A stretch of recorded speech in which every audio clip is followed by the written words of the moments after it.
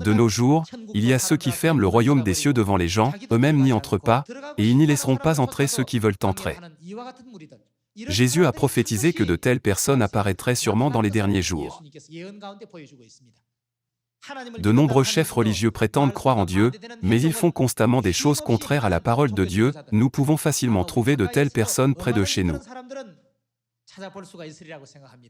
Alors, trouvons une caractéristique de ces personnes.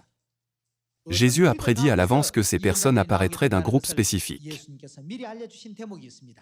Selon Matthieu chapitre 15, ce peuple honore Dieu des lèvres. Mais son cœur est éloigné de Dieu. Leurs cœurs ne sont pas proches de Dieu. Il est écrit, c'est en vain qu'ils m'honorent, en enseignant des préceptes qui sont des commandements d'hommes. Si nous croyons en Dieu en vain, pourrons-nous aller au royaume des cieux? Pouvons-nous être sauvés? Pouvons-nous recevoir la vie éternelle? Alors, quels sont les commandements d'hommes? Le commandement de Dieu est le jour du sabbat, mais quel est le commandement d'homme qui s'oppose au commandement de Dieu?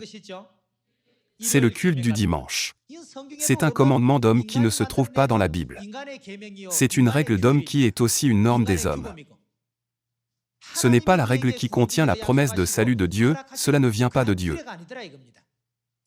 Ces genres de commandements sont appelés commandements d'homme.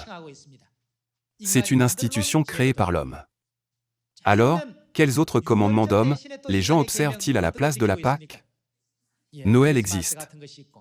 Il y a l'adoration de la croix et de Marie. La Bible explique que ce sont toutes des pensées humaines qui ne se trouvent pas dans la Bible. Ces doctrines ont été introduites dans l'Église, ce sont tous des commandements d'hommes.